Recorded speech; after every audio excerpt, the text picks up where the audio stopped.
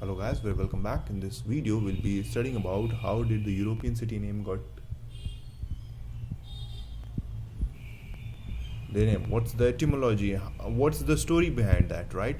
So first of all, let's start with the basic. The basic is that the Celts and the Britons were the original inhabitants of the England what we see, right? But after some time they were the Roman invasion, right? And 500 years after the Roman invasion, roughly around in 500 or 491 AD, the Germanic tribes of this region, Denmark and below Denmark, the Kiel Channel is here, right? The tribes of this, the upper, if you see the Denmark, they comprises the area, the Jutes, right? The name of the tribe was Jutes. Below that were the Angles, and below that were the Saxons, and this region was frisians. Okay, so they started invading this region of England. By the way, the name England has come from this tribe Angles when they settled here. So you can call it as the Romanized Anglic, the Romanized Saxons, and the Jutes, Romanized Frisians. Okay, so this is the area. Now see how the name got. This part, due to Saxons settling here, Saxons settling in this part was known as the Essex, right? Essex means the eastern region. Okay, the southern region were known as the Sussex, and the western region was known as the Wessex. Okay, so we talked about this region. Okay, now above Sussex was the Kent. Above Sussex were, as the same order,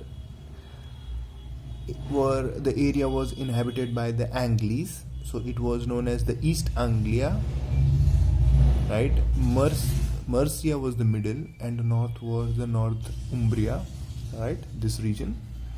Okay, so that was the A. And yes, England has been named by this tribe, Anglia, same as the Gondwana has been named after a tribe, Gond tribe, right? Apart from that, the original inhabitants were, they were forced to settle in this region, western part of the country. And the Celtic language, it was suppressed. So Anglo-Saxon was the new language which dominated the area.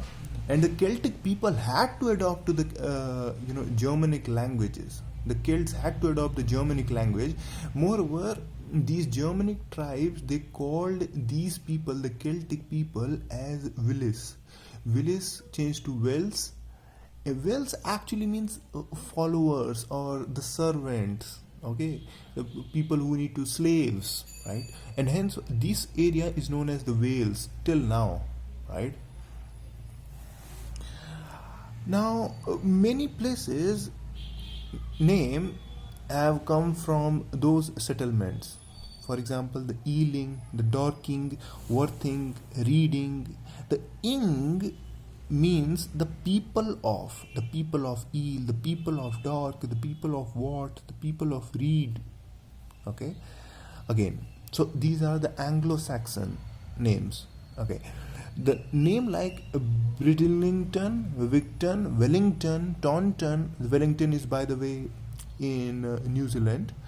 Taunton, Chessington. The ton means enclosure or a village, right? Okay, the names like Birmingham, Cheltenham, Grantham, Tottenham. The ham means far away, right? the Germanic tribes had occupied half of the Britain and speaking their own dialects, which was different from that of the original dialects. Here, like the dialects of Jutes, the Angles, the Saxons, and the Frisians, this dialect was different now, right? And a kind of old English had come up, right, 1500 years ago, with roughly 25,000 words. The Roman missionaries had started sending, the around 597 AD, these missionaries, the Christian missionaries started come, and with that the Latin also started to come, right? So now if you see, the English language is a layered language. It's in wafers. First, the Anglo-Saxons with, here is a warlike thing signifying the Anglo-Saxon with conquests, Jutes and the Frisians, they gave the root word in the English. On the other hand, the Latin gave the script, right? Or the good thing about Latin was that it had the curved writing. It was good to write on the pen and paper, and hence easy to propagate all over the England, right? Soon after, the Norse had started to attack the Anglo-Saxon, right?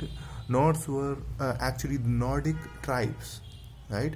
If we say the Nordic countries are like the Denmark and the Scandinavian countries, Iceland, these all are the Nordic countries. They had started to attack the churches. All those writings in Old English had been attacked, so much so that Latin had started to disappear, right? Now they had reached till the region of this region. The complete region was now Norse. They started to speak. The people started to speak a foreign language. The only left territory was the southern Wessex, right?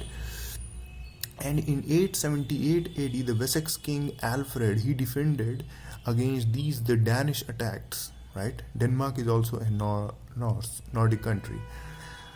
Now, since the only monarch, since he defended and he didn't let English wipe out from the England, he is termed the only monarch in England. He's termed the Great and the Saviour of England also. Is said by some people, right? Also, he signed a treaty between the Norse and the English, saying that this region from Thames up till the northwest, this will be the boundary line. The northeast would be the Danelaw and the southwest would be the English, right? The good thing was that English absorbed the Danish traditions.